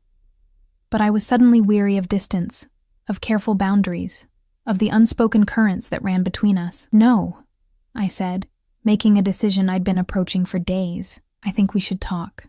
Really talk." Wariness flickered in his eyes, quickly masked. About whatever this is. I gestured between us. "About why you've been watching me for weeks like a man starving but never taking a step closer. About why I keep telling myself I should be afraid of you but instead find myself—" I trailed off, suddenly uncertain. "Find yourself what, Olivia?" Adrian prompted, his voice so low it was almost a caress. "Drawn to you," I admitted, the truth both terrifying and liberating. "Thinking about you when you're not here. Wondering what it would be like if—" I couldn't finish the thought aloud. Adrian remained perfectly still, control evident in every line of his body. "If what?" If I stopped fighting this, whatever it is between us. The confession hung in the air, changing everything and nothing all at once. Adrian's expression softened, vulnerability replacing the careful mask he typically wore. "I've kept my distance because I wanted your choice to be real," he said finally. "Not born of gratitude or fear or obligation. I wanted you to see me, truly see me, and decide with clear eyes. And what would I see if I looked at you with clear eyes?" I challenged gently. "A man with blood on his hands," he said without hesitation, his honesty brutal. "A man who lives by a different code than most, who has done things that can't be undone." His voice dropped lower, but also a man who has wanted you with every fiber of his being since the moment he first saw you, who would burn down the world to keep you and Emma safe, who asks only for the chance to prove he can be worthy of you. The raw confession stole my breath. This was not the smooth manipulation of a practiced seducer, but the unvarnished truth of a man laying himself bare. "I'm afraid," I whispered, taking a step toward him rather than away. "Of me?" he asked, remaining perfectly still, as if afraid any movement might shatter the moment. I shook my head slowly. "Of wanting this. Of what it says about me that I could feel this way about someone like you." "Someone like me," he repeated, a shadow crossing his face. "A criminal. A killer.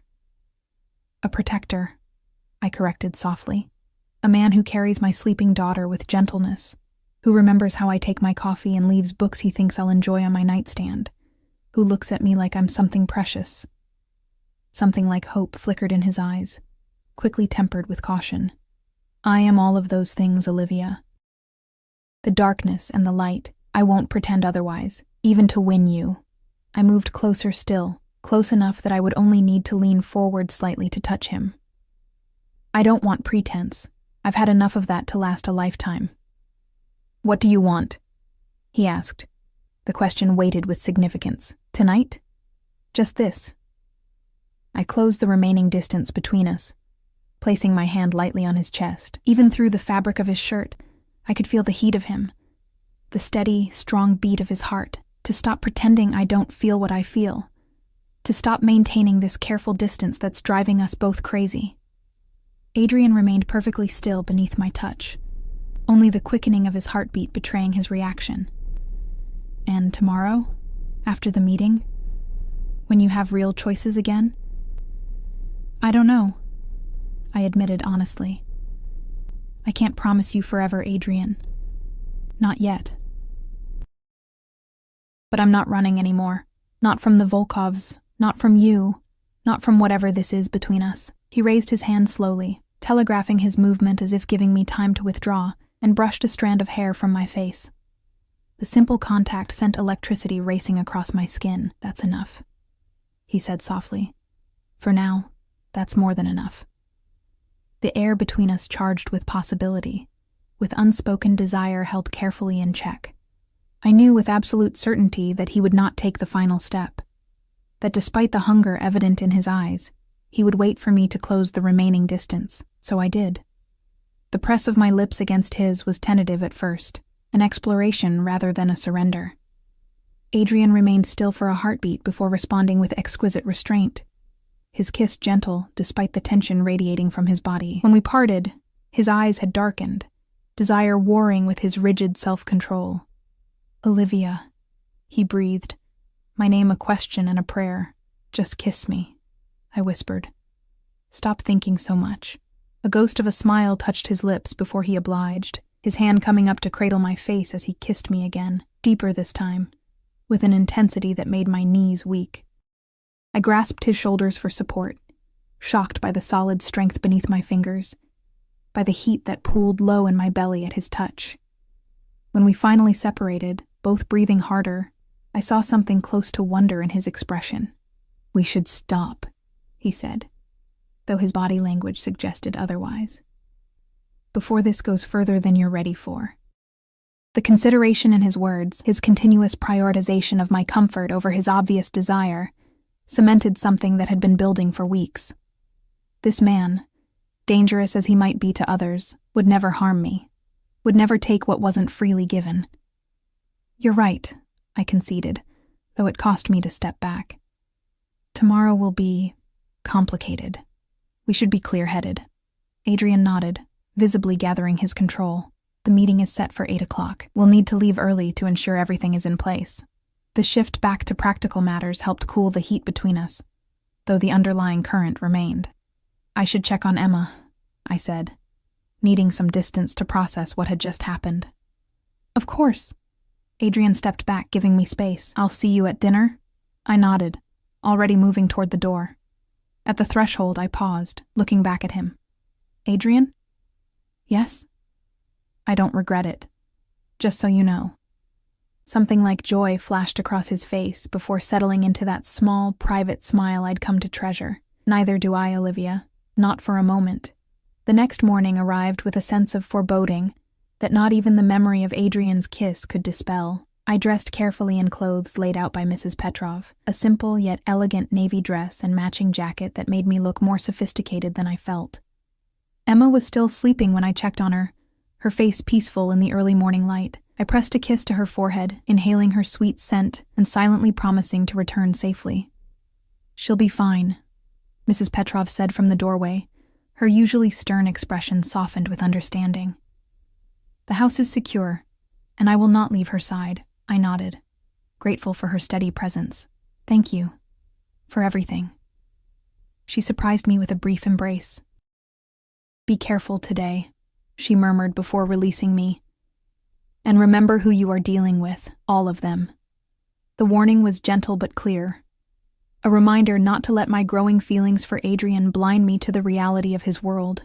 I carried it with me as I descended the stairs to find him waiting in the foyer.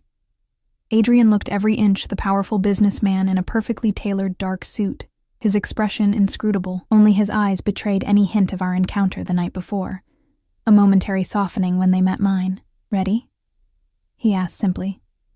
"As I'll ever be." The drive to the meeting location was mostly silent. Adrian spent much of it on the phone, speaking in rapid Russian that I couldn't understand, occasionally switching to English to issue terse instructions to various associates. I watched the scenery change from rural countryside to increasingly urban landscapes, noting we were heading toward the city I'd fled weeks ago. "Where exactly are we meeting them?" I asked during a rare moment when Adrian wasn't on the phone. "A restaurant owned by a neutral party," he replied, his attention focused on the tablet in his lap. "Private dining room, separate entrances. Both sides will be allowed limited security inside, with additional forces stationed outside." The clinical precision with which he described what sounded like a diplomatic summit rather than a criminal negotiation was oddly reassuring. This wasn't a back-alley confrontation, but something approaching legitimate business. "And the terms?" I ventured. Adrian set the tablet aside, giving me his full attention. "They want assurances you don't have the information Ryan took. They want compensation for their losses. And they want guarantees that the matter ends here, with no retaliation."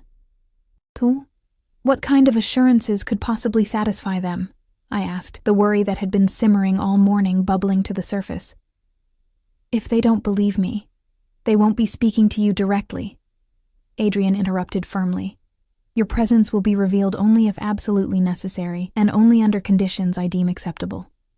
I wanted to argue, but knew this was one point he wouldn't concede. Instead, I asked, and what do we get in return? Their permanent withdrawal, a formal agreement that you and Emma are off limits, not just to them, but to anyone in their extended organization. His jaw tightened, an acknowledgement that any violation of these terms will result in immediate and overwhelming response. The threat implicit in his words reminded me again of exactly who he was, not just the man who kissed me with gentle restraint, but a man with the power and willingness to wage war if necessary. We arrived at a nondescript building in the financial district, the car pulling into an underground garage where several black SUVs were already parked. Adrian's security team immediately surrounded the vehicle, creating a protective formation as we exited. You'll wait here until I send for you, Adrian said, nodding toward a small but elegantly appointed waiting room just off the garage. Dimitri and 2 others will remain with you. If anything happens, anything at all, they'll get you out immediately. I nodded, suddenly uncertain. The reality of the situation, that I was about to be peripherally involved in a negotiation between criminal organizations, hit me with full force. Adrian must have sensed my trepidation. He stepped closer, lowering his voice for my ears alone. Nothing will happen to you today. I give you my word. The absolute conviction in his tone steadied me.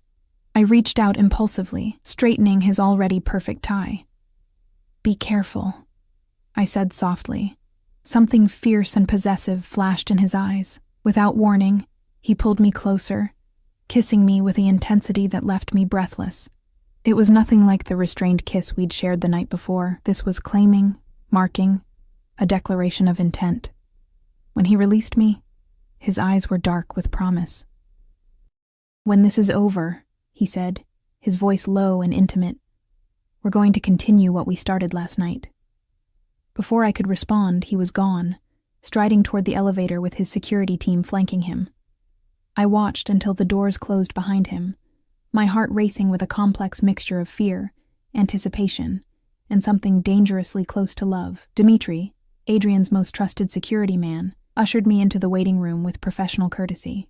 It will likely be some time, Mrs. Taylor, he said, using my married name for the first time in weeks. Please, make yourself comfortable. The room, though small, was luxuriously appointed with plush seating, a small bar, and even a television discreetly mounted on one wall. I declined Dimitri's offer of a drink, too nervous to stomach anything, and instead paced the limited space, checking my phone repeatedly, though I knew Mrs. Petroff would contact me immediately if there were any issues with Emma. Time crawled. 1 hour stretched into 2, then 3. I alternated between sitting and pacing, trying not to imagine what was happening several floors above me. Dimitri remained a stoic presence by the door, his attention occasionally drawn to the earpiece he wore, but his expression revealed nothing. Finally, after what felt like an eternity, the door opened.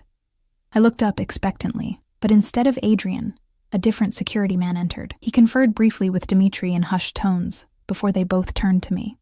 Mrs. Taylor, Dimitri said formally, your presence has been requested upstairs. My heart leapt into my throat. Is everything okay? Is Adrian... Mr. Costas is fine, Dimitri assured me. The negotiations are proceeding, but the Volkovs have requested to see you briefly. Mr. Costas has agreed, with conditions. I swallowed hard, nodding. All right, let's go. The elevator ride was tense, Dimitri and the other security man flanking me like solemn guardians. When the doors opened, we emerged into a plush hallway clearly belonging to an upscale restaurant. 2 more of Adrian's men stood outside a set of closed doors, stepping aside as we approached. Dimitri paused, turning to me. You will stay by the door. You will speak only if Mr. Costas indicates you should. If he gives the signal, we leave immediately. Understood? I nodded, squaring my shoulders as he opened the door. The private dining room beyond was elegant, dominated by a long table where several men sat. Adrian was at one end, his posture relaxed but alert, his expression revealing nothing as I entered. At the opposite end sat an older man with steel-gray hair and cold eyes that immediately fixed on me with unsettling intensity. "Mrs. Taylor," Adrian said formally, rising as I entered. "Thank you for joining us." I moved to stand beside him, acutely aware of the weight of every gaze in the room. The older man, Volkov himself, I presumed, studied me with clinical detachment. "So this is the woman who has caused so much trouble," he said, his accent thicker than Adrian's. "She doesn't look like someone who could outsmart my organization. That's because she didn't," Adrian replied coolly. "As I've explained, Mrs. Taylor had no knowledge of her husband's activities or the information he took. Her only crime was marrying the wrong man." Volkov's eyes narrowed. "And yet you have taken extraordinary measures to protect her. One might wonder why." "My reasons are my own," Adrian said, his tone making it clear the topic was closed. "Mrs. Taylor is here, as requested. You can see for yourself she is unharmed and under my protection. She has answered all your questions through me." "Are you satisfied?" The older man's gaze remained fixed on me, searching for something I couldn't identify. "Tell me, Mrs. Taylor," he said suddenly, addressing me directly. "Did you love your husband?" The unexpected question caught me off guard. I glanced at Adrian, who gave a slight nod, permitting me to answer. "Yes," I said simply. "I loved the man I believed him to be." Something like understanding flickered in Volkov's cold eyes. "And now? Do you still love his memory, knowing what he was? What he did?" I considered the question, aware that my answer might have consequences beyond what I could anticipate. "I love the father of my child," I said carefully, "but I've come to understand that the man I married kept many secrets from me. I don't condone what he did to you or anyone else." Volkov studied me a moment longer before turning back to Adrian. "I believe her. She knows nothing." He gestured dismissively. "You may take her out now. We will conclude our business." Adrian's hand settled lightly on the small of my back, a subtle signal. I turned to go, escorted by Dmitri, but Volkov's voice stopped me at the door. "Mrs. Taylor."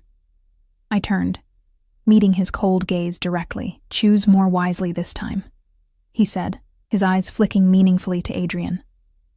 "Some men's secrets are worth keeping." Without waiting for a response, he turned back to Adrian, dismissing me entirely. Dmitri ushered me from the room, the heavy door closing behind us with finality. Back in the waiting room, time crawled again. I sat on the edge of my seat, unable to relax, wondering what was happening in that room, what decisions were being made that would affect Emma's future and mine. When the door finally opened again, nearly an hour later, Adrian entered alone. His expression was unreadable as he crossed to where I sat, tension radiating from his powerful frame. "Is it done?" I asked, rising to meet him. He nodded once, sharp and definitive. "It's done. You and Emma are officially off limits to the Volkovs and all their associates. Any violation will be considered an act of war against me personally." Relief made my knees weak. "So we're safe? Truly safe?" "Yes." Adrian's expression softened slightly. "You have choices now, Olivia, real choices. The implications hung between us." With the threat removed, my reason for staying with Adrian, for accepting his protection, was gone. I was free to take Emma and go, to rebuild our lives away from him and the dangerous world he inhabited. The thought sent an unexpected pang through my chest. "What happens now?" I asked quietly. Adrian studied me, his dark eyes revealing nothing of his thoughts. "That depends entirely on you."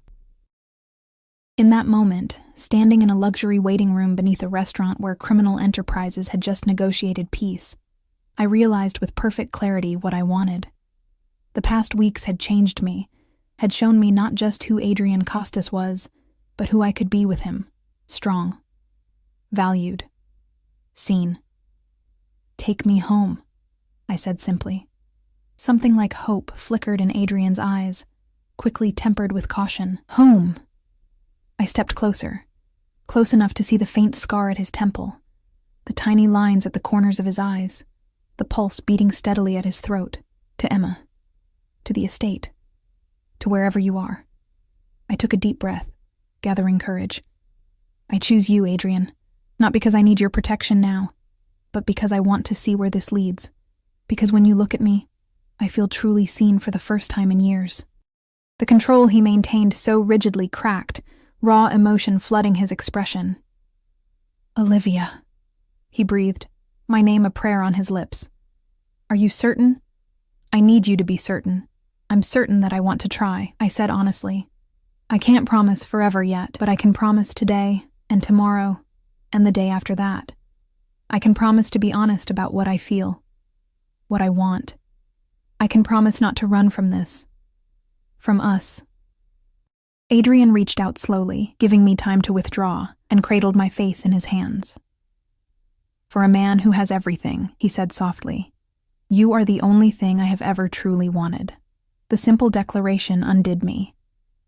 I leaned into his touch, closing the distance between us to press my lips to his. Unlike our previous kisses, this one held no reservation, no careful restraint. It was a beginning, a promise, a declaration. When we finally parted, Adrian rested his forehead against mine, his voice rough with emotion. "Let's go home. To Emma. To our future. Whatever it may hold." Hand in hand, we walked toward the elevator, toward the waiting car, toward a life I never could have imagined when I fled to that abandoned cabin just weeks ago.